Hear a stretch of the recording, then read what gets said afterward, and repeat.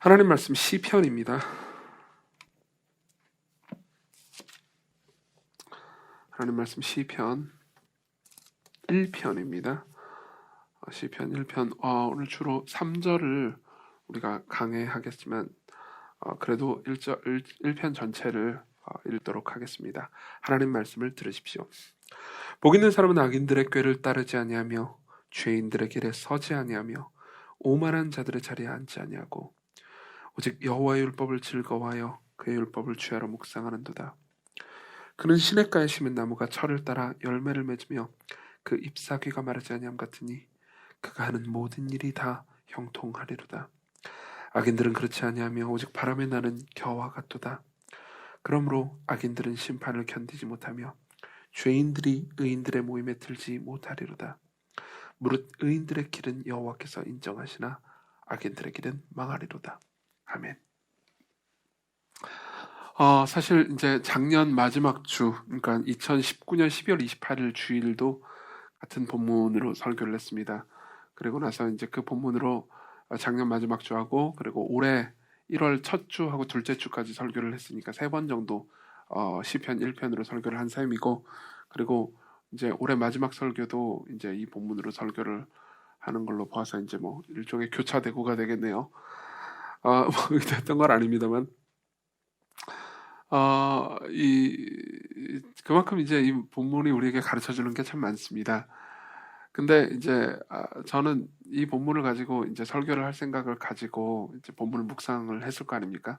묵상도 했고 또 이제 예전에 썼던 주해 노트를 좀 자세히 뜯어봤는데 이제 그런 생각이 들더라고요. 올 연초에 이 본문을 설교를 할 때는 그러니까 뭔가 제 마음 가운데 그런 게 있었습니다. 그러니까 뭔가 희망차다고나 할까요?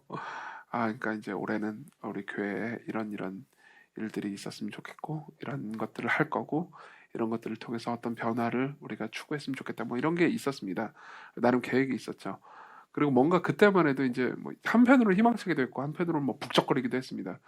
지금 뭐 우리가 알듯이 그 지하 예배당 꽉꽉 들어차가지고 막 사람들 숨도 못 쉴 정도로 이렇게 붙어 있었고, 그리고 우리 만날 때마다 서로 악수하고 포옹하고 같이 먹고 마시고 이랬던 기억이 나네요. 근데 지금은 우리가 다 흩어져 있죠. 우린 참 긴 겨울을 보내고 있습니다. 팬데믹이 우리한테 앗아간 것이 무엇인지 여러분들이 당장 몇 가지를 생각할 수 있을 겁니다. 뭐 교회 생활과 영적인 생활뿐만 아니라 여러분들의 삶에 있어서도요. 그리고 우리가 그걸 다 알지 못하겠지만 우리에게 남겨준 것들도 있을 겁니다. 팬데믹을 통해서 하나님께서 우리에게 주시려고 했던 것들이 분명히 있을 겁니다. 저도 그걸 이제 몇 가지를 알고 있습니다. 생각해 보면은 되게 올해 한 해 감사할 만한 제목들이 굉장히 많습니다. 여러분들은 나는 아무리 생각해도 감사할 만한 제목이 없어라고 생각할 수도 있습니다. 지금은 그렇게 생각할 수 있을 것 같습니다. 하지만 여러분 생각해 보십시오. 지금 내가 알고 있는 인생이 내 인생의 전부가 아닙니다. 시간이 지나면 지금 하나님께서 우리에게 주신 것들을 나중에 알게 될 날이 있을 겁니다. 그럼에도 불구하고 지금 우리가 추운 겨울을 보내고 있는 건 사실입니다. 우리 나가지도 못하고 누군가를 만나기도 어려워하고 만날 수도 없고요. 그래서 우리가 잃는 것들이 있죠.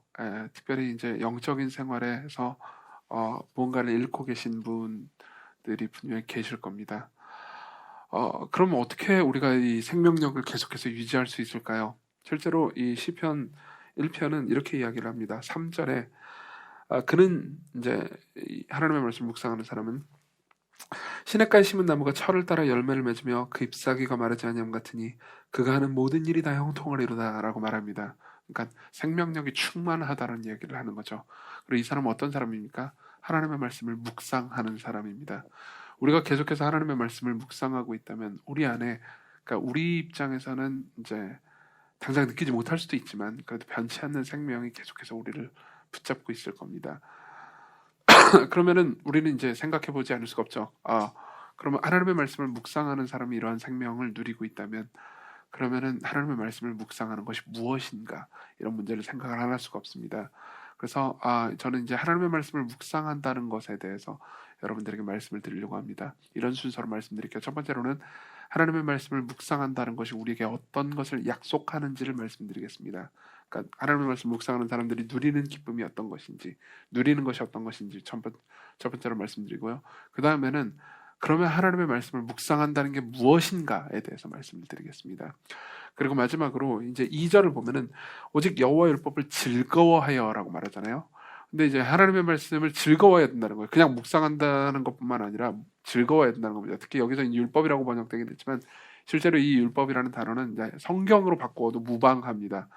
근데 우리가 이제 성경의 가르침을, 약속을 한편으로는 묵상하지만 어떻게 즐거워할 수 있겠습니까? 그래서 세 번째로는 이 말씀을, 특히 묵상을 우리가 어떻게 즐거워할 수 있는지 이렇게 세 가지 이야기로 좀 설교를 하겠습니다. 첫 번째로는 이제 묵상은 무엇을 약속하는가를 생각해 보겠습니다. 3절을 다시 읽죠. 그는, 하나님의 말씀을 묵상하는 사람은요, 시냇가에 심은 나무가 철을 따라 열매를 맺으며 잎사귀가 마르지 않는 양 같으니 그가 하는 모든 일이 다 형통하리로다 라고 이야기를 해줍니다. 자, 이게 뭘 의미할까요? 이 전체 내용은 이제 4절에 있는 바람이 나는 겨라는 대조와 함께 우리에게 최소 세 가지 정도를 가르쳐 줍니다. 첫 번째로는 하나님의 말씀을 묵상하는 사람은 잎사귀가 마르지 않는다라는 겁니다. 이건 이제 상록수를 의미하는 거죠. 그런 시냇가에 심긴 나무처럼 계속해서도 생명이 있습니다. 이게 이제 매일 열매를 맺는다는 건 아닙니다. 우리 좀 이따 보겠지만 철을 따라 열매를 맺을 겁니다. 그렇지만 계속해서 생명을 가지고 있죠. 시냇가에 심긴 나무라는 건 뭘 의미할까요? 그러니까 시내가 이렇게 쭉 있습니다. 그럼 그 옆에 나무가 심겨져 있어요. 그럼 어떻게 되냐면은 나무가 심겨진 땅에는 비록 물이 없죠. 그렇지만 그 밑에 지하에는 물이 흐르고 있습니다. 예. 그리고 물이 지하에서 깊이 흐르고 있기 때문에 물이 조금씩 올라옵니다. 그러니까 뿌리에는 계속해서 물이 공급되고 있는 상황인 거죠. 이 물이 공급되는 것은 끊이지 않습니다. 겨울이 돼가지고 꽝꽝 얼어버리든 아니면 뭐 여름이 돼가지고 막 바짝 마른 것처럼 보이든 어쨌든 간에 계속해서 물이 흐르는 것은 멈추지 않습니다. 그러니까 계속해서 푸르를 수 있는 거죠. 여러분들 중에서 이제 지하실이나 반지하에서 이제 살아본 경험이 있는 분들은 아마 아실 겁니다. 요즘은 뭐 그런 집이 그렇게 많지 않겠지만 옛날에 좀 지은 집들 있잖아요. 그런 이제 건축하는 사람들이 뭐 수맥 이런 것들을 잘 뭐 대충 짓는 경우가 있어가지고 예전에 이제 반지하나 지하 같은데 보면은 이제 그런 곳이 있습니다. 그러니까 늘 축축한 거예요. 늘 곰팡이가 피고 그리고 뭐 빨래를 둬도 잘 안 마르고 뭐 겨울에도 심지어. 예. 그래서 잘 안 마르고 뭐 늘 좀 약간 축축하고 뭔가 습하고 이런 곳이 있었습니다. 많이 있었죠. 저도 이제 옛날에 자취할 때 그런 집에 살아본 적이 있습니다. 그러니까 이제 그런 것은 좀 안 좋죠. 여러모로 이제 곰팡이 피고 안 좋긴 하지만 그 이유가 뭡니까? 그 밑에 지하실에 있지만 밑에는 땅이지만 땅보다 더 밑은 곳에는 물이 흐르고 있기 때문입니다. 그러니까 이제 물이 어느 정도 습기가 계속해서 올라오고 있는 거죠. 마찬가지로 뭐 집의 경우에는 이게 나쁘지만 나무의 경우에는 이게 굉장히 좋습니다. 계속해서 이제 양분도 받고 물을 통해서 이제 계속해서 생명이 살아나게 되는 거죠. 말씀을 매일 묵상한다라는 것도 결국 우리에게 이런 이 결과를 가져다 줍니다. 그러니까 말씀을 묵상한다라는 것이 결국 이렇게 되는 겁니다. 말씀이 계속해서 내게 가까이 있는 거죠. 시냇가에 있습니다. 그 말씀이 밑에 있습니다. 옆에만 있는 게 아니고 밑에도 있습니다. 깊은 곳에 있습니다. 그러니까 우리가 말씀 곁에 있다는 겁니다. 이 말은요, 그러니까 예배를 잘 참석한다든가, 혹은 매일 성경 읽기를 한다든가, 이런 걸 의미하기도 합니다. 한편으로는 이래요. 근데 또 다른 한편으로는, 그러니까 꼭 그런 시간이 아니라 하더라도 말씀이 내 곁에 늘 옆에 있다는 겁니다. 예를 들면 이런 거죠. 내가 경제적인 고통 때문에 너무너무 힘들 때가 있습니다. 그래서 막 자기가 막 한탄스럽고 괴롭고 막 그럴 때가 있죠. 그렇죠? 그리고 심지어 하나님이 원망스러울 때도 있습니다. 근데 그럴 때라도, 그러니까 무언가 말씀이 멀리 있는 게 아닌 겁니다. 가까이 있는 겁니다. 그렇죠? 뭐 성경을 맨날 가지고 다닌다거나 혹은 뭐 핸드폰에서 늘 성경 어플을 킨다는 의미가 아닙니다. 그냥 내 머릿속에, 내 마음속에 말씀이 있습니다. 예를 들면 이런 말씀이 기억나는 겁니다. 시편 37편 25절에 있는 것처럼 내가 어려서부터 늙기까지 의인이 버림을 당하거나 그의 자손이 걸식함을 보지 못했다. 하나님께서 의인들을 가만히 내버려 두시고 그렇게 그냥 막 밥 못 먹게 하고 그러지 않는다. 삶의 필요를 채워주신다. 라는 말씀이 기억이 나는 거죠. 가까이 있는 겁니다. 꼭 이게 암송으로만 기억나는 건 아닙니다. 물론 암송하면 훨씬 더 좋겠지만, 그러니까 암송의 내용으로 정확하게 기억이 나지 않다 하더라도 계속해서 내용이 기억납니다. 성경 말씀뿐 아니라 설교를 통해서 들은 말씀이나 혹은 친구들과 우정을 가지고 이제 말씀의 교제를 나눌 때 들었던 말씀 같은 것들이 계속해서 내 삶을 채우고 있습니다. 주변에 있습니다. 내 삶의 저변에 수맥이 흐르듯 흐르고 있는 겁니다. 이게 말씀이 가까이 있는 거죠. 예를 한두 개 더 들어드리죠. 예컨대 사람 때문에 두려울 때가 있습니다. 뭐 직장 상사가 나쁜 짓을 하는데 그 사람에게 이렇게 다르게 해가지고 옳은 일을 하기 두려울 때, 그렇죠? 사람이 두려워가지고 무언가 옳은 일을 하지 못할 때가 있지 않습니까? 그때마다 생각이 나는 겁니다. 머릿속에 시편 118편 6절 같은 말씀이요. 여호와는 내 편이시라. 내가 두려워하지 아니하리니 사람이 내게 어찌할까? 사람이 나를 어떻게 뭐 해봤자 죽이기밖에 더 하겠어? 그럼 나는 뭐 천국 가는데 그럼 뭐 무슨 의미야? 이런 식으로 생각하는 거죠. 물론 그렇다고 해가지고 불안하거나 두렵지 않다는 게 아닙니다. 불안한 마음과 두려운 마음이 여전히 존재는 합니다. 그렇지만 내 마음에 말씀이 같이 있습니다. 예, 같이 있습니다. 경제적으로 고통스러운 마음 때문에 원망하는 것과 염려가 없는 것도 아닙니다. 그렇지만 말씀이 같이 있습니다. 예컨대 여러분들 중에서는 하나님께 화가 나는 사람도 있을 수 있습니다. 하나님 왜? 하나님, 나는 당신이 하는 일을 이해하지 못합니다. 당신은 때로는 너무 폭력적인 것 같습니다. 라고 말할 수도 있습니다. 그때마다 생각나는 거죠. 한편으로 그런 생각이 들긴 하지만 또 다른 한편으로 이런 하나님의 성품도 생각납니다. 예를 들면 이사야 1장 18절 같은 경우에는 이렇게 말하죠. 여호와께서 말씀하시되 오라 우리가 서로 변론하자. 너희의 죄가 주홍 같을지라도 눈과 같이 이어질 것이고 진홍같이 붉을지라도 양털같이 희리라. 뭐죠? 하나님께서 말씀하십니다. 그래, 좋아. 그러면 너하고 나하고 이야기를 해보자. 변론을 하자. 너하고 나하고 풀어보자. 네가 하고 싶은 말이 있느냐? 해라. 나도 너한테 하고 싶은 말을 하겠다. 그렇죠? 맞아. 그럼 생각하는 거죠. 하나님은 이런 선한 성품을 가진 분이야. 그렇기 때문에 내가 이해되지 않는 부분을 하나님께 알려면은 하나님께서 나를 바꿔주시고 나한테 말씀하실 거야. 그게 막 분노나 원망이 갑자기 사라졌다는 게 아닙니다. 여전히 존재합니다. 근데 그것만으로 존재하는 건 아니죠. 하나님의 말씀이 나는 시냇가에 있습니다. 하나님의 말씀이 내 속을, 내 저변을 마치 수맥같이 흐르고 있는 거죠. 내 마음의 저변을요. 그렇기 때문에 좌절하는 순간에도 계속해서 그 말씀을 붙잡고 있습니다. 2020년 한 해를 생각해 볼 때 저에게 있어서 감사할 거리들이 있습니다. 뭐 그런 것들을 여러분들도 이제 꼭 한번 생각해 보셨으면 좋겠습니다. 감사할 거리들요. 근데 저는 뭐 몇 가지 많이 발견했습니다. 뭐 여러 가지가 있죠. 그 중에 한 두어 가지는 오늘 지금 이 설교 때 얘기할 건데, 그 중에 하나는 이거였습니다.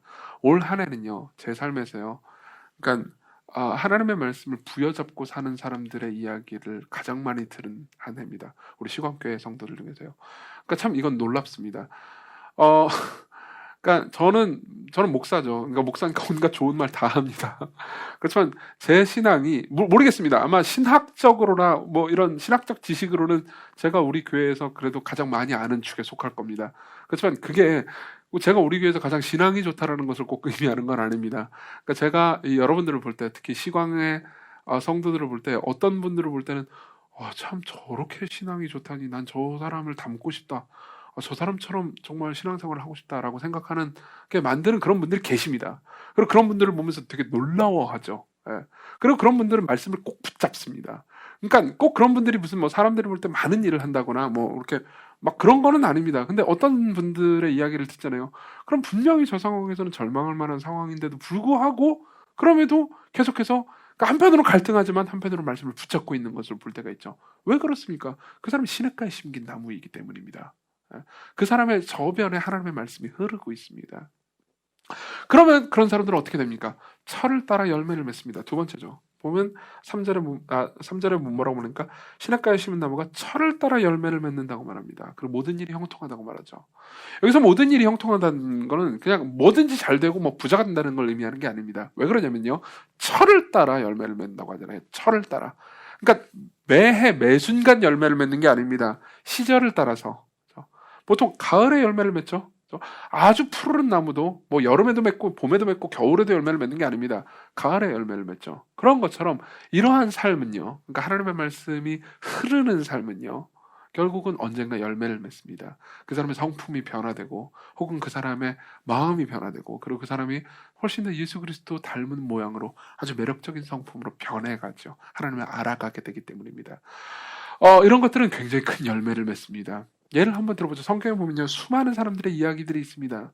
그리고 그 수많은 사람들의 이야기를 보면요, 그 사람들이 하나님의 말씀을 부여잡고 산 사람들의 이야기가 나옵니다. 물론 그들이 잘해서가 아닙니다. 하나님께서 그들에게 먼저 찾아오시고 먼저 말씀을 주셨죠. 그들은 때로 반항하고 저항하기도 하고 고통스러워하기도 하지만 그럼에도 불구하고 그들의 삶을 살펴보면은 시냇가에 심은 나무입니다. 다시 말하면 마치 수맥이 흐르듯 그들의 삶에는 하나님의 말씀이 흐르고 있었죠. 그렇죠? 예를 한번 들어보죠. 올 한 해 저한테 또 감사할 거를 한번 생각해 보자면은, 그래도 어쨌든 간에 작년보다 훨씬 더 감사하게도 기도하게 됐다는 겁니다. 예. 그러니까 이거는 저한테 하나님께서 주신 아주 특별한 복 중에 하나입니다. 그러니까 하나님께서는 지금 뭐 당장 사람들이 눈에 안 보이니까 제 마음에 뭐 두려움도 들고 그렇지 않겠습니까? 그죠? 지금 뭐 유튜브로 설교를 듣고 있는지 아니면 뭐 이런 것들에 대해서 저는 뭐 우리 교회가 망가지면 어떻게 해야 되나, 무너지면 어떻게 해야 되나, 여러 가지 갈등들이 들 때 결국은 하나님께서 저를 기도하는 자리로 인도해 주셨습니다. 그래서 더 많이 기도하게 됐죠. 근데요, 그 중에서 이제 저한테 제일 감사했던 거는 시편으로 계속해서 제가 기도를 했다는 겁니다. 그러다가 제가 이제 올 하반기가 이제 하반기 한 9월쯤에 제 마음이 완전히 사로잡혔던 말씀이 하나 있습니다. 시편 105편 17절이죠. 시편 105편 17절. 이 말씀은 이렇게 됩니다. 이 말씀이 지금까지도요, 그러니까 하반기부터 지금까지도 제 삶을 계속 붙잡고 있습니다. 자, 들어보세요. 제가 읽어드릴게요. 하나님이요, 그가 한 사람을 앞서 보내셨으며, 뭐죠? 하나님께서 한 사람을 파송하세요. 하나님께서 누군가를 보내십니다. 그렇죠? 교회가 선교사를 보내듯 하나님께서 선교사를 파송하셨어요. 그렇죠? 어떤 사람일까요? 우리는 되게 이 사람 훌륭한 사람이구나, 어떤 거대하고 위대한 사명을 위해서 담대하게 나아가는 건가 보다, 이렇게 생각할 수 있습니다. 하나님께서 파송하셨으니까요. 근데 그 다음 부분에 뭐라고 말하는지 아십니까? 다시 읽어드릴게요. 그가 한 사람을 앞서 보내셨으며 파송하셨으며 요셉이 종으로 팔렸도다. 요셉이 종으로 팔렸대요. 보세요. 요셉은요, 형들의 음모에 의해서, 그것도 가족이에요. 가족으로부터 폭행을 당하고, 그리고 종으로 팔렸습니다. 요셉은요, 가족으로부터 상처받은 사람입니다. 이 사람의 상처는 어마어마하겠죠. 그렇죠? 그러고 나서 팔렸습니다. 요셉이 팔려갈 때, 지금 하나님께서 나를 파송하고 계시구나, 이렇게 생각했을까요? 아니요. 당연히 아니죠. 요셉은 이렇게 생각했을 겁니다. 신이 있다면 왜 나한테 이렇게 하는 겁니까? 그렇죠? 근데 하나님께서는 지금 뭘 하고 계신 겁니까? 요셉을 파송하고 계신 겁니다. 그리고 우리는요, 여러분들이 창세기 38장부터 36장부터 끝장까지를 보시면 여러분들이 이야기를 알지만 그 이야기의 끝이 어떻게 되는지 알고 있습니다. 그렇죠? 요셉이 파송됐기 때문에 애굽에 가서요, 애굽에서 너무나 고통스러워하고, 그리고 거의 정신이 나가서 미쳐버릴 정도까지 고통스러웠지만 결국 요셉의 삶을 통해서 이루어낸 엄청난 열매를 보십시오. 요셉의 삶 전체가 열매가 있었던 건 아닙니다. 그렇지만 요셉의 삶 전체를 보면요, 수맥이 흐르고 있었습니다. 물이 흐르고 있었습니다. 그리고 요셉의 삶에서요, 그 총리가 되고요. 그래서 진짜 수많은 사람들이 요셉의 삶을 통해서 구원을 받죠. 그렇죠? 열매를 결국은 맺은 겁니다. 그리고 결국 요셉 스스로도요, 당신들을 나를 해하려고 했지만 하나님께서는 그것을 선으로 바꾸셨다. 그래서 이와 같이 만민의 생명을 구하게 하려고 하셨다 라고 고백하죠. 창세기 50장에 나오는 표현입니다. 드디어 열매를 맺은 걸 본인도 알고 있는 거죠. 마찬가지입니다. 여러분들이 하나님의 말씀을 붙잡고 있잖아요. 그러면 때로는 여러분들이 당한 고통마저도, 여러분들이 당했던 거대한 고통마저도 그것이 열매를 맺게 됩니다. 그것이 누군가를 섬기게 됩니다. 누군가를 살리게 됩니다. 저도 마찬가지일 거고요. 그렇죠? 그래서 이 말씀이 가을부터 제 마음을 계속해서 붙잡고 있었습니다. 제가 당하는 모든 고통을 하나님께서 쓰시면서 무언가 열매를 맺으실 거라고 생각하는 거죠. 저한테 계속 말해주는 겁니다. 그러면서 그래, 나는 파송받은 거야. 물론 지금 상황을 보면 내가 뭐 파송을 받았다고 생각하기는커녕 모든 것이 엉망진창으로 돌아간 것처럼 보이죠. 그렇지만 사실 나는 파송받은 셈입니다. 그리고 그로 말미암아서 그의 삶을 생각해보면요, 늘 결국은 모든 일이 형통한 것으로 보이죠. 이게 하나님의 말씀을 묵상하는 사람, 주야로 묵상하는 사람들이 받는 복입니다. 근데 그와 달리요, 셋째로 우리는 4절을 통해서 겨의 특징을 알 수 있죠. 보세요. 4절은 뭐라고 말하죠? 악인들은 그렇지 않으며 오직 뭐라고 그러죠? 바람에 나는 겨와 같다. 시냇가에 심은 나무하고 바람에 나는 겨는 어떤 대조를 가지고 있습니까? 바람에 나는 겨는 이런 특징을 가지고 있습니다. 그는요, 그러니까 무언가 뿌리가 박혀 있지 않습니다. 그리고 뿌리가 박힘으로써 무언가 공급받는 게 아닙니다. 견은 뭐죠? 그냥 껍질입니다. 바람 불면 날아가요. 무슨 말이냐면요. 환경이 다가오면요. 그냥 그 환경에 흘려간다는 겁니다. 내가 고통스러운 상황이 있습니다. 그럼 그냥 나는 고통스러운 것밖에 할 수가 없습니다. 예를 한번 들어보죠. 내가 화가 납니다. 그렇죠? 그럼 화를 내는 것 외에는 아무것도 하지 못합니다. 내가 슬퍼요. 그럼 슬픈 것, 그냥 슬퍼하는 것 말고는 아무것도 하지 못합니다. 슬픔이 다가오잖아요. 그럼 슬픔이 떠내려갑니다. 분노가 다가오잖아요. 그럼 분노이 떠내려갑니다. 짜증이 나잖아요. 그럼 그 짜증을 내는 것 말고는 아무것도 하지 못합니다. 그냥 나는 떠내려가는 거죠. 흘러가는 겁니다. 반대로 하나님의 말씀에 그 물이 흐르는 사람은 어떨까요? 분노가 납니다. 화가 납니다. 그럼 어떻게 하죠? 분노에 관한 하나님의 말씀을 붙잡습니다. 박현진 목사님이 3번 분노에 대해 설교한 거를 다시 듣습니다. 그러면서 또 분노해요. 이 박현진 목사 네가 분노에 대해서 알긴 알아 라고 생각은 하긴 하지만, 그죠? 그러면서 계속해서 한편으로는 맞서는 거죠. 한편으로는 분노가 올라옵니다. 근데 올라오는 것, 다시 말하면 바람이 불 때 그냥 바람에 떠내려가는 게 아닙니다. 무언가 말씀이 같이 있습니다. 심지어 설교자를 비난할 수 있습니다. 이 박현진 네가 뭘 알아? 죄송해요. 박현진 목사님이 앞에 계셔가지고 네가 뭘 알아? 그렇지만 결국은요. 무언가 맞서게 되죠. 그렇죠? 바람이 불 때 그냥 바람에 떠내려가지 않습니다. 짜증이 난다고 그냥 짜증을 내는 것도 아닙니다. 다시 말하면 바람에 나는 결은요. 늘 수동적입니다. 그렇죠? 자기 자신에 대해서 반론을 펼칠 수가 없습니다. 자신의 감정, 결국은요. 자신의 감정이 무엇인지도 알지도 못하게 되죠. 그렇죠? 그냥 환경이 무언가 다가오잖아요. 그러면 그냥 환경이 주면 그냥 좋은 일이 있어야만 합니다. 이 사람이 행복하려면요. 삶이 늘 좋은 일만 있어야 됩니다. 그건 불가능하지 않나요? 여러분. 이 사람은요. 삶에 좋은 일만 있어야 행복해집니다. 근데 문제는 뭐냐면 가면 갈수록 좋은 일이 생겨도 그 좋은 일에 감사할 줄 알지 못하기 때문에 다시 말하면 좋은 일이 그냥 내게 당연한 걸로 쌓여버린단 말이에요. 그럼 늘 불만족스럽게 되죠. 그럼 어떻게 됩니까? 인생이 허무해집니다. 공허해지죠.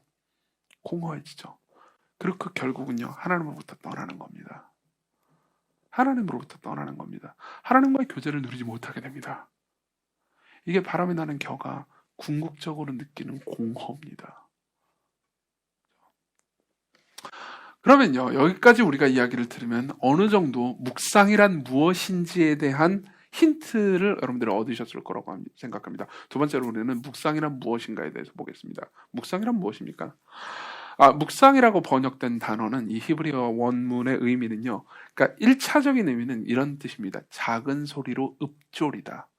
작은 소리로 읊조리다. 혹은 뭐 그르렁거리다 이런 뜻입니다. 뭐 개나 고양이가 그르렁거리는 것처럼요. 그러니까 이런 거죠. 하나님의 말씀을 우리가 듣습니다. 듣고 이제 귀나 뭐 뇌로 입력되죠. 그러고 나서 끝나는 게 아닙니다. 이게 이제 바깥으로 입으로 다시 튀어나오는 겁니다. 그러면서 말하는 거죠. 중얼중얼 말하는 겁니다. 그렇죠? 이건 그냥 단순히 암송이라고만 생각하시면 안 됩니다. 물론 암송도 포함될 수 있겠죠. 그렇지만 계속 그냥 자기에게 말해주는 겁니다. 그렇죠? 계속해서 그러니까 무언가 이 말씀을 자기에게 말해주면서 스스로에게 적용하는 거죠. 리처드 백스터는 17세기 청교도이기도 하고요. 그리고 굉장히 탁월한 여러 가지 책들을 썼습니다. 그 중에서 이제 우리나라에 번역된 책 중에서는 그러니까 참된 목자라는 책과 그리고 이제 제가 추천하는 책 중에서 성도의 영원한 안식이라는 책이 있습니다.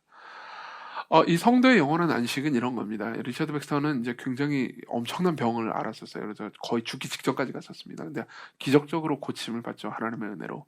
그러고 나서 이제 쓴 책이 성도의 영원한 안식이라는 책입니다. 거기에 보면 이제 성도의 삶에서 경험하는 하나님의 말씀으로 말미암아 경험하는 안식에 대한 아주 긴 이야기가 있습니다. 특별히 제가 야근하는 당신에게를 쓰기 직전에 이 책을 이렇게 되게 읽었는데 저한테 굉장히 위로가 됐었습니다. 근데 거기 보면요. 묵상에 관한 이야기가 나옵니다. 묵상. 그러면서 묵상의 정의에 대해서 이렇게 얘기해 주죠. 들어보십시오. 묵상은 말씀을 공부하는 것과 구별됩니다. 그러니까 말씀을 공부하는 거하고 묵상은 다르다는 거예요. 여러분들이 가장 이 훌륭한 지식을 가지고 신학 지식과 원문의 지식과 뭐 여러 가지 지식들, 문학적 지식들과 성경에 관한 많은 지식들 가지고 철저하게 본문의 의미를 파헤친다. 그건 말씀을 공부하는 겁니다. 근데 그건 묵상은 아니라는 거예요. 그렇죠? 말씀을 공부하는 일의 주된 목적은 진리를 배우는 것입니다. 라고 말합니다. 그렇죠? 이건 리처드 백스터가 가장 잘하는 거죠. 리처드 백스터는요. 당대 최고의 성경학자이기도 했습니다. 근데 뭐라고 말하냐면 이렇게 얘기합니다. 말씀을 공부하는 거하고 묵상은 다릅니다. 그럼 묵상은 뭡니까? 묵상은 말씀에 담겨있는 것들에 대한 사랑, 즐거움, 그리고 겸손으로 우리의 마음과 생각에 우리가 영향을 끼치는 일, 우리가 말해주는 일입니다. 라고 얘기해 줍니다. 뭐죠? 말해주는 겁니다. 막 조물조물, 그러니까 막 읊는 겁니다. 마음속으로 막 뭐라 하는 거예요. 옆에서 보면 궁시렁궁시렁 하는 것처럼 보일 수도 있습니다. 그렇지만 무언가 읊는 겁니다. 나한테 말해주는 거예요. 입력된 게요. 그냥 끝나는 게 아닙니다. 입력된 게 다시 튀어나옵니다. 그리고 나한테 다시 말해주는 거죠. 실제로요. 여러분들이 자세히 보잖아요. 그럼 시편은요. 이런 묵상의 모음집이라고 보셔도 좋습니다. 시편은요. 그러니까 시인들이 한 묵상들입니다. 그러니까 읊조린 것들의 결과물이라고 볼 수 있을 거예요. 예를 들면요. 여러분들이 시편을 자세히 보잖아요. 시편뿐만이 아닙니다. 뭐 선지서에도 이런 예들은 즐비합니다. 시편이라는 선지자들을 자세히 보면요. 이런 표현들이 되게 많이 나옵니다. 내 영혼아. 내 영혼아. 나중에 내 영혼아로 한번 검색을 해보십시오. 그럼 수도 없이 나올 겁니다. 예컨대 가장 유명한 말씀이 이런 거죠. 42편 11절입니다. 내 영혼아 네가 어찌하여 내 속에서 너 어찌하여 낙심하며 어찌하여 내 속에서 불안해하는가. 너는 하나님께 소망을 두라. 나는 그가 나타나 도우심으로 말미암아 내 하나님을 여전히 찬송하리로다. 그렇죠? 뭡니까? 말하는 겁니다. 자기에게 말해줍니다. 읊조리는 겁니다. 그렇죠? 시인이 지금 읊조리고 있어요. 시인은 여기서 말하는 뭐 불안해하는가 너는 하나님께 소망을 두라 그가 나타나 도우심으로 말미암아 이거는요 뭐냐면 다 구약에 있는 신명기의 어떤 부분을요 그러니까 변형시켜서 인용한 겁니다. 스스로에게. 그러면서 신명기의 말씀을 생각을 하는 거죠. 지금 시인은 불안합니다. 갑자기 바람이 불어왔어요. 불안이라는 바람이. 그러면 겨처럼 날아갈 수도 있지만 다시 말하면 그냥 불안해하고 끝낼 수도 있지만 시인은요 반론을 제기합니다. 스스로에게 반론을 제기하는 거예요. 잠깐만 정신 차려. 내 영혼아 정신 차려. 신명기에서 하나님께서 하신 말씀이 기억나지 않아? 넌 하나님께 소망을 두라고. 왜 넌 지금 불안해하고 있는 거지? 어찌하여 낙심하고 있는 거지? 나는 그가 나타나 도우심으로 말미암아서 결국 내 하나님을 찬송할 거야 라고 스스로에게 말해주는 겁니다. 예를 한 두어 가지 더 들어드리죠. 예를 들면 시편 62편 5절이 있습니다. 이 말씀은요 이렇게 말합니다. 나의 영혼아 잠잠히 하나님만 바라라. 무릇 나의 소망이 그에게 나는도다. 또 하나 더 인용해 드리죠. 시편 103편 2절입니다. 내 영혼아 여호와를 송축하며 그의 모든 은택을 잊지 말지어다. 삶에서 굉장히 힘든 순간을 맞이했을 수 있습니다. 시인은요. 그렇지만 그때 생각하는 겁니다. 스스로에게 말하는 거예요. 이 모든 은택을 잊지 말라라는 말도 결국 신명기에서 나온 말입니다. 이 말을 생각하는 거예요. 정신 차려 내 영혼아. 정신 차려. 하나님께서 너한테 지금까지 베풀어 주신 은혜가 얼마나 많은데 그걸 잊는 거니? 그것에 대해서 너는 전혀 감사하고 있지 않잖아. 정신 차려. 그 모든 은택을 잊지 말자. 내 영혼아. 내 영혼아. 이렇게 말하는 거죠. 이게 바로 묵상입니다. 시냇가가 흐르고 있는 거예요. 내 밑에서, 내 안에서요. 그렇죠? 이거는 굉장히 놀라운 능력입니다. 이거는요, 놀랍게도 하나님께서 인간에게 주신 능력이에요. 하나님께서 오직 인간에게만 주신 능력입니다. 이거는요, 어떻게 보면요, 일종의 정신분열이라고 볼 수도 있습니다. 예.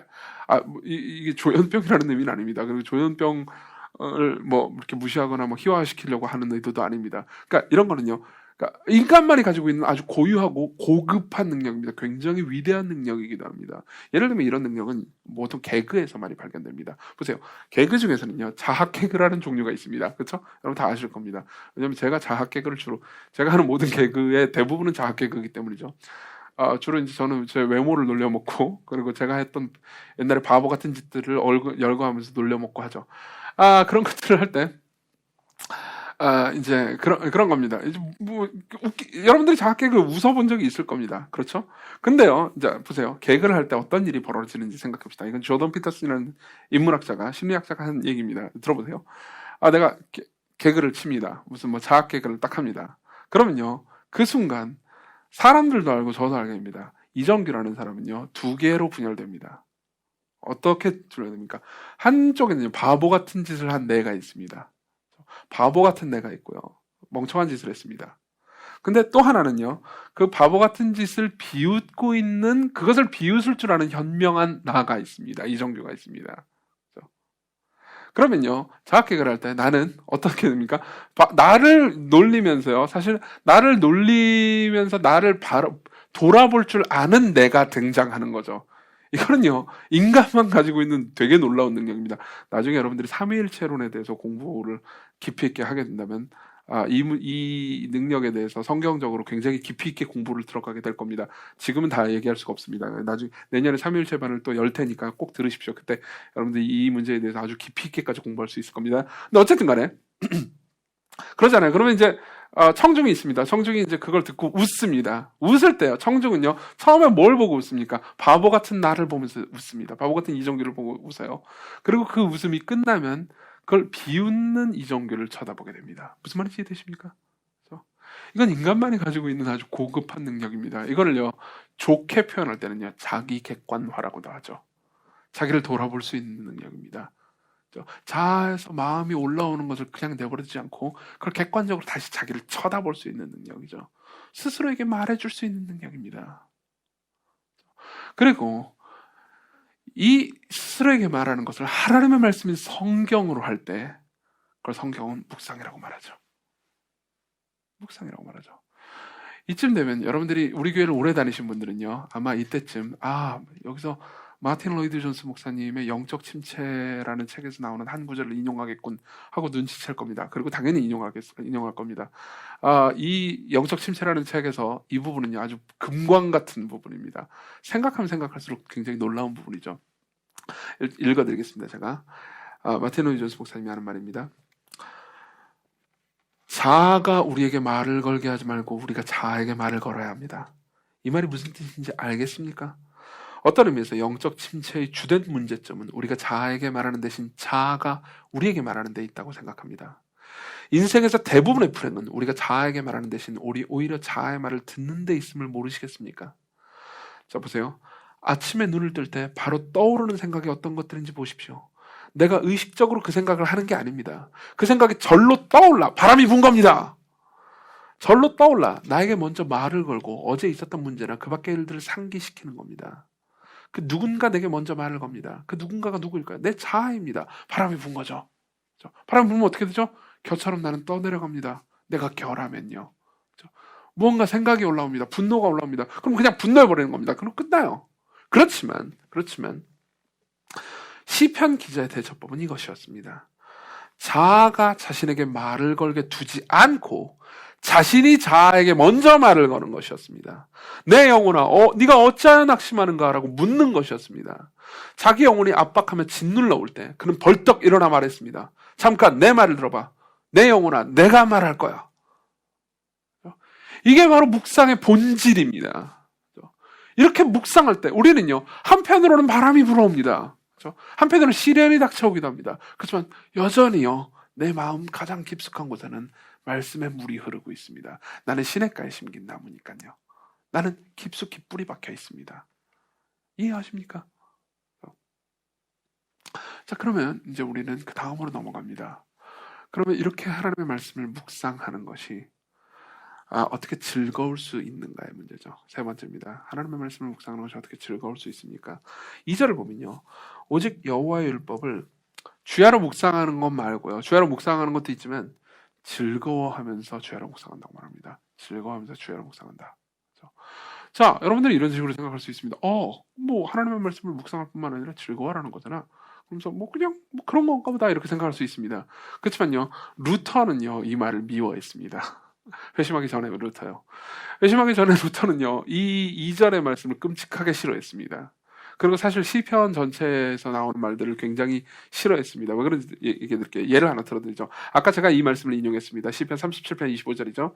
내가 어려서부터 늙기까지 의인이 버림을 당하거나 그의 자손이 걸식함을 보지 못하였도다.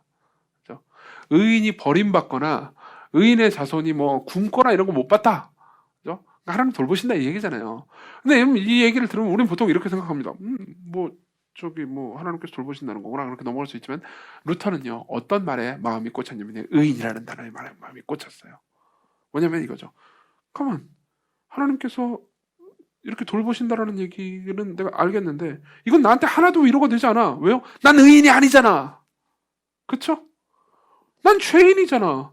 난 여전히 죄인인데 이건 의인들한테나 위로가 되겠지. 근데 나한테 전혀 위로가 되지 않아. 오히려 화가 난다고 이렇게 생각한 겁니다. 루터는요, 시편을 아주 진실하게 연구했습니다. 그리고 시편에 나오는 여러 말들을 도저히 이해하지 못했습니다. 예를 들면 이런 말씀입니다. 시편 34편 17절, 의인이 부르짖음에 여호와께서 들으시고 그들의 모든 환난에서 건지셨도다. 여러분, 이 말씀을 들으면 어떤 생각이 드십니까?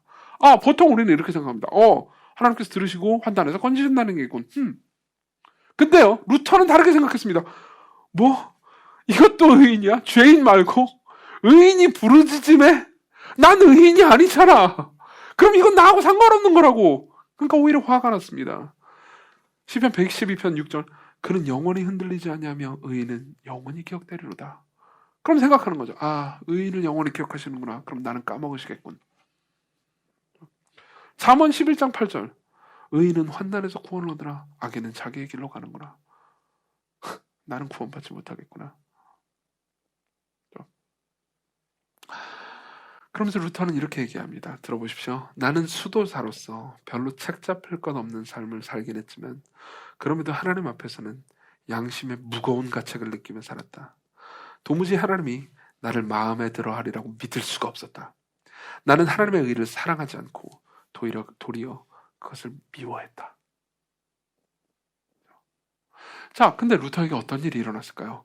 루터는요, 수도사로서 그때 이제 한편으로는 대학 교수이기도 했습니다. 비텐베르크에서 이제 사람들을 가르치고 있었죠. 근데 그때 마침 가르치던 성경이요, 시편과 로마서입니다. 시편과 로마서요. 둘 다 공통점이 있죠. 둘 다 의인을 다룹니다. 정확히는 의를 다루죠. 시편은 끊임없이 의인 이 얘기가 나옵니다. 나중에 의인이라고 검색해 보십시오. 엄청나게 많이 나옵니다. 의인에게 주어지는 복, 의인이 얼마나 하나님의 말씀, 특별히 율법을 얼마나 기뻐하고 좋아하고 사랑하고 막 율법을 가르쳐서 헐떡이는지 이 얘기가 왕창 나옵니다. 그렇죠? 근데 또 로마서는 어떻습니까? 로마서 역시 의를 다룹니다. 그렇죠? 의인에 대해서 다룹니다. 그리고 둘을 보면서 루터는 계속 의라는 단어를 미워하고 하나님의 의라는 단어에 대해서 끔찍하게 두려워했습니다. 근데 로마서를 파고 들어갈수록 로마서를 이해하면 이해할수록 로마서에서 말하는 의가 착한 일을 한 사람을 의롭다고 인정하시는 하나님의 의가 아니고요. 죄를 지었지만 불경건한 자라도 로마서 4장 불경건한 자라도 예수 그리스도를 믿는 믿음만으로 의롭다고 여겨주시는 의임을 깨닫게 됐습니다. 루터는 생각한 거죠. 지금 이 로마서의 가르침에 따르면 내가 죄인인데 예수 그리스도께서 나를 위해서 하신 일 때문에 나를 의인으로 여겨준다는 거야? 라고 묻게 된 거죠. 그때 우리는 보통 이렇게 말하는 거죠.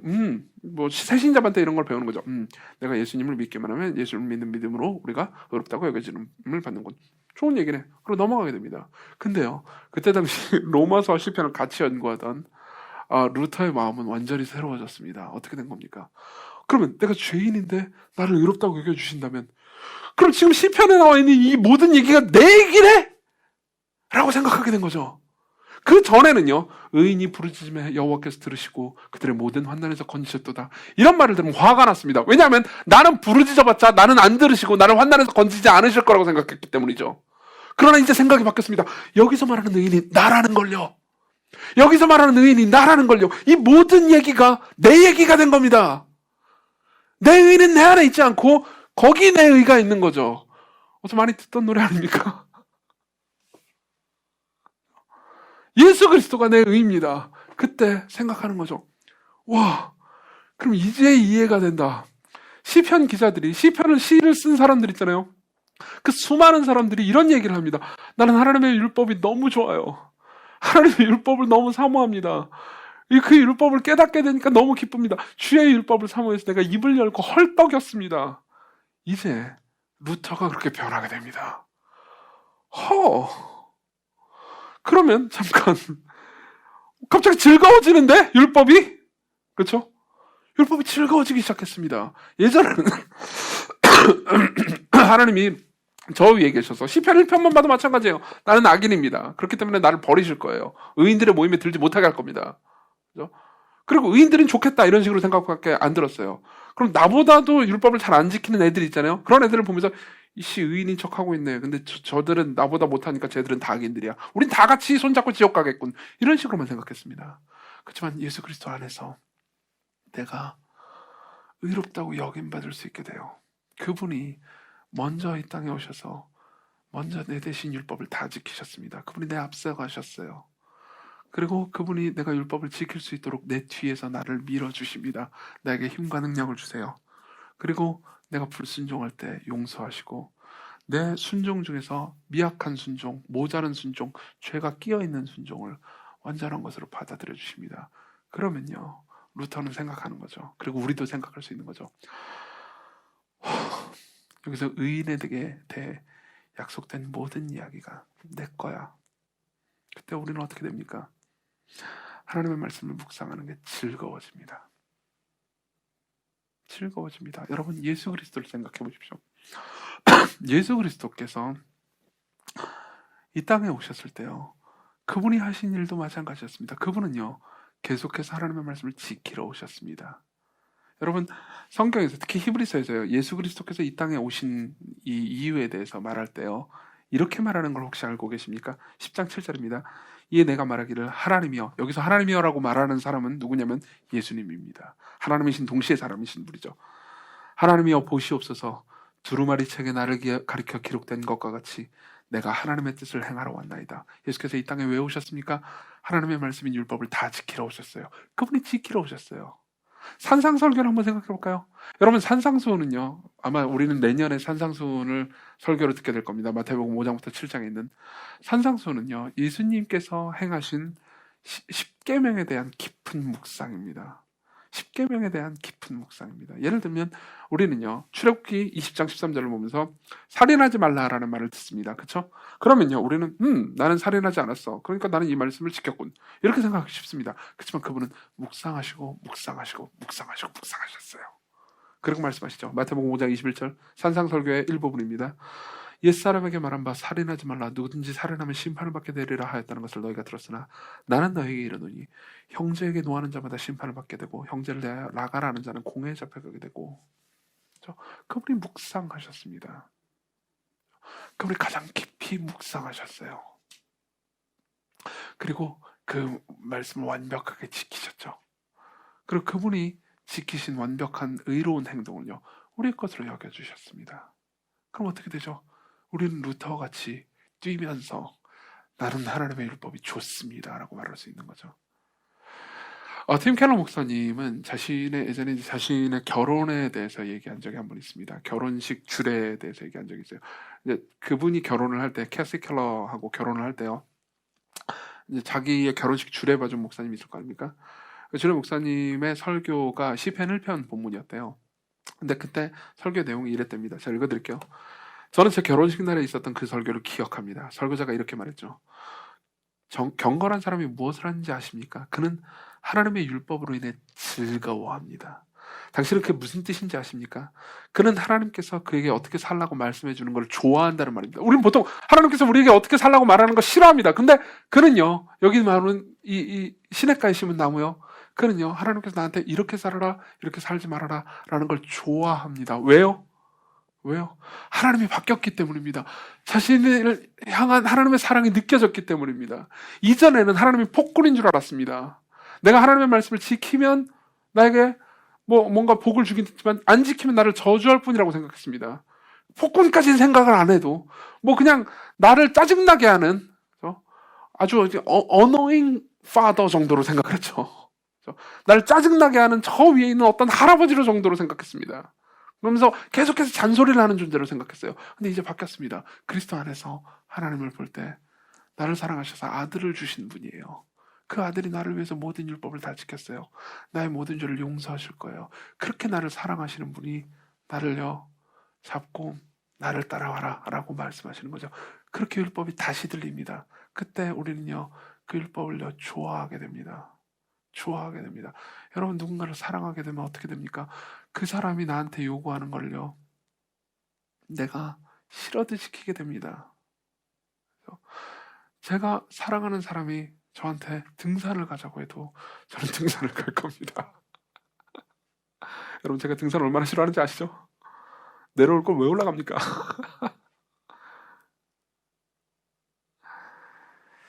그리고 계속 읽어드릴게요. 그는, 경건한 사람은요, 자신의 뜻과 하나님의 뜻이 어긋나고 있는 지점들을 발견하는 걸 좋아합니다. 내가 하나님 뜻대로 안 사는 걸 성경에 가르쳐 주는 걸 좋아해요. 내 죄를 지적해 주는 걸 좋아합니다. 내 죄를 지적해 주면 기뻐합니다. 왜냐요? 그래서 하나님의 뜻을 행할 수 있도록 말이죠. 주야로 그는 하나님께서 그에게 그의 인생을 어떻게 살지 말씀해 주실 길을 찾습니다. 이게 율법을 좋아하고 즐거워하는 겁니다. 여호와 율법을 주야로 묵상할 뿐만 아니라 즐거워하는 거죠. 그렇죠? 여러분, 이 일을 위해서 예수 그리스도께서 무슨 일을 하셨는지 아십니까? 예수 그리스도는요, 하나님의 궁극적인 묵상입니다. 여러분, 이 말은 이해 못해도 괜찮습니다. 여러분, 내년에 제가 삼위일체에 대해서 다시 할 건데요. 그때 여러분들 이 말의 의미를 깊이 이해하게 될 겁니다. 그냥 오늘은 여기까지만 하겠습니다. 하나님의 궁극적인 묵상이신 예수 그리스도께서 이 땅에 오셨습니다. 그리고 그분은요, 그분의 삶 전체를 하나님의 말씀을 묵상하는 걸로 보내셨죠. 실제로 복음서를 연구하는 학자들은요, 예수님께서 하신 말씀들 있잖아요. 이 말씀들의 10%가 다 인용임을 발견했습니다. 예수께서 1800구절을 말씀하셨는데요. 그 중에서 189절이 구약 성경에 대한 인용입니다. 그리고 구약 성경을 그냥 예수님의 언어로 녹여내서 푼 것까지 하면 예수님의 언어 대부분이 하나님의 말씀이었습니다. 그분은 끊임없이 하나님의 말씀을 묵상한 거죠. 그렇죠? 그러면 그분이야말로 시냇가에 심은 나무라고 말할 수 있습니다. 맞죠? 그분이야말로 여기서 말하는 복 있는 사람이라고 말할 수 있습니다. 그렇죠? 그리고 그분이 삶을 쭉 살펴보잖아요. 그분의 생애 마지막이야말로 그분이 얼마나 위대한 말씀 묵상가였는지 볼 수 있습니다. 그분의 생애 마지막을 보십시오. 그분의 생애 마지막에 그분이 어디에 계시죠? 십자가에 계십니다. 그분이 십자가에 계십니다. 여러분 혹시 그걸 아십니까? 십자가상에서 그분이 7마디 말씀을 하셨다는 걸요. 그리고 7마디 말씀을 하신 것 중에서 2 말씀은요, 구약 성경의 인용입니다. 우리는 마태복음 27장 46절에 예수께서 나의 하나님 어찌하여 나를 버리셨나이까 라고 부르짖은 것을 압니다. 그것은요, 시편 22편 1절의 말씀을 인용한 겁니다. 내 하나님이여 어찌 나를 버리셨나이까? 어찌 나를 멀리하여 돕지 아니하시며 내 신음소리를 듣지 아니하시나이까? 예수께서는요, 십자가에 달리신 상황에서도요, 시편을 묵상하셨습니다. 예수께서는요, 마치 환경이 다 들이닥치잖아요. 바람이 불었습니다. 바람 정도가 아니죠. 이건 그분의 삶 전체에서 인류가 경험할 수 있는 가장 큰 폭풍이었습니다. 십자가였죠. 그 거대한 폭풍이 들이닥칠 때 그분은 떠내려가시려고 하지 않고요, 스스로에게 말하셨습니다. 시편 22편을 생각하셨습니다. 시편 22편을 묵상하셨습니다. 그러면서 말하는 거죠. 나의 하나님 어찌하여 나를 버리셨나이까? 또 예수께서 우리는 내가 목마르다라고 말한 것을 알고 있습니다. 그것도 시편 69편 3절을 인용한 겁니다. 내가 부르짖음으로 피곤하여 나의 목이 마르며. 여러분, 그러나 잘 들어보십시오. 죄송합니다. 여러분, 그러나 우리는요, 하나님의 말씀을 묵상하잖아요. 그럼 우리 마음 가운데 시냇가가 흐르고 결국 우리는 형통하여 복을 받게 될 겁니다. 맞죠? 그러나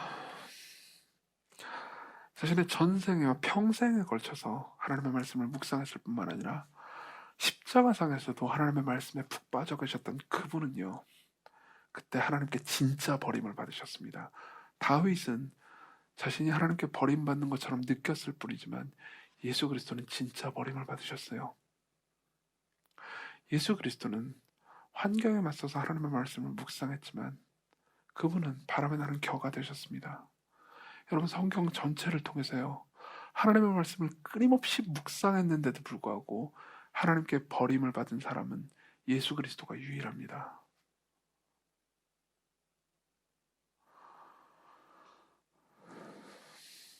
그리고